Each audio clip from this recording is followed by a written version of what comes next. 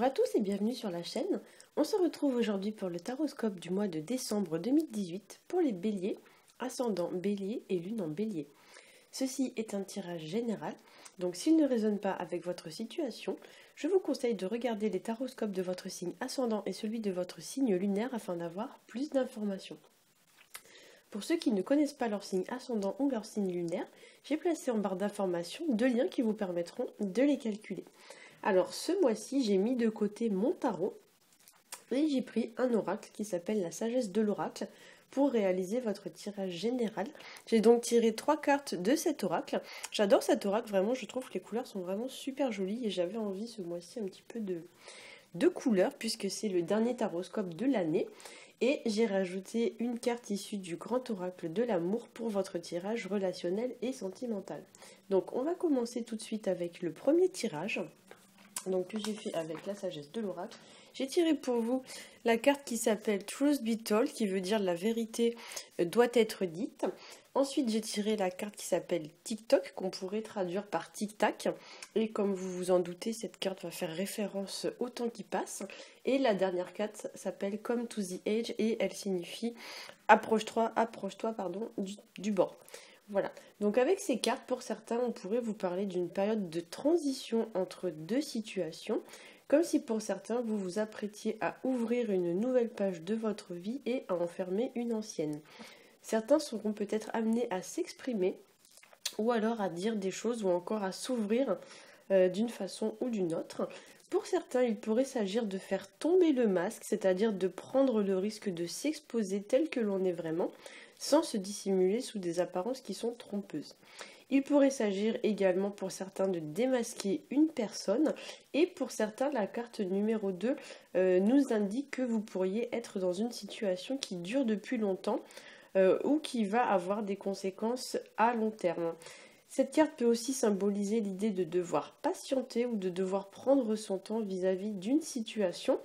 Ou alors ça peut indiquer aussi une situation qui a duré depuis trop longtemps et on a besoin en fait que ça cesse.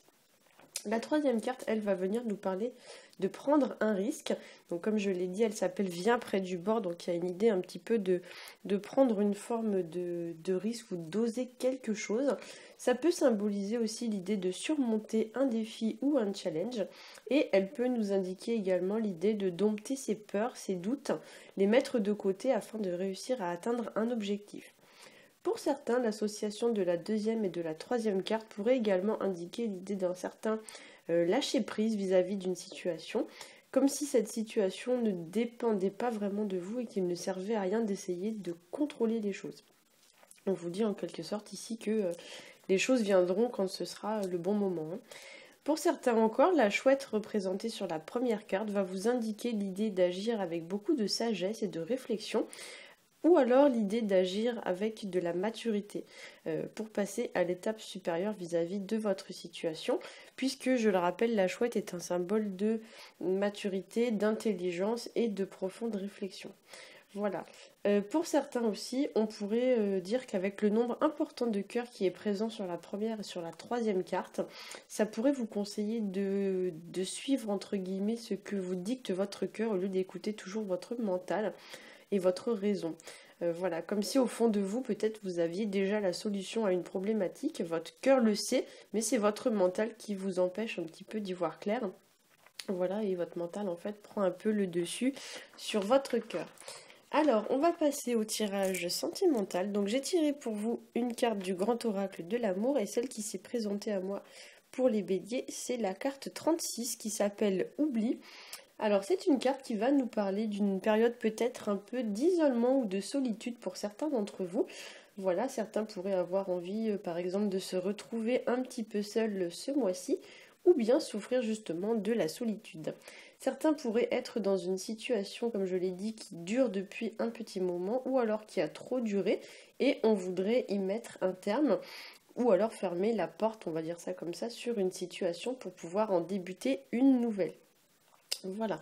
Pour certains, ça pourrait aussi nous symboliser le fait d'être amené à sortir de l'ombre et à se dévoiler au grand jour, ou encore de sortir d'une forme de réserve ou d'introspection, comme si pour certains vous aviez fait un genre de pause ou de parenthèse il y a quelque temps dans votre vie et que ce mois-ci vous décidiez en fait que la parenthèse est désormais terminée.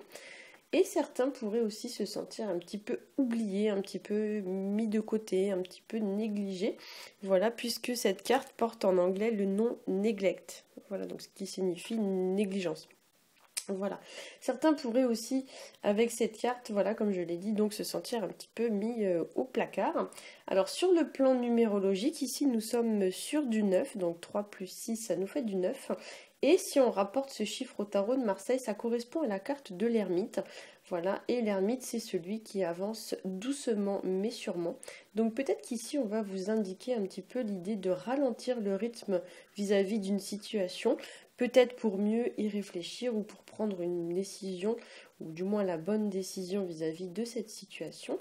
Certains pourraient aussi prendre un temps de pause avant de se remettre en marche ou avant de passer à l'action, comme si en quelque sorte il allait falloir évaluer les risques, les conséquences et les bénéfices ou bien faire le bilan d'une situation. Voilà, peser le pour et le contre avant de se lancer concrètement dans l'action ou avant de se lancer dans une nouvelle aventure. Voilà, j'espère que ce tirage aura pu vous éclairer. Si c'est le cas, n'hésitez pas à liker, à commenter et à vous abonner. Pour ma part, je vous souhaite un très bon mois de décembre et je vous dis à bientôt.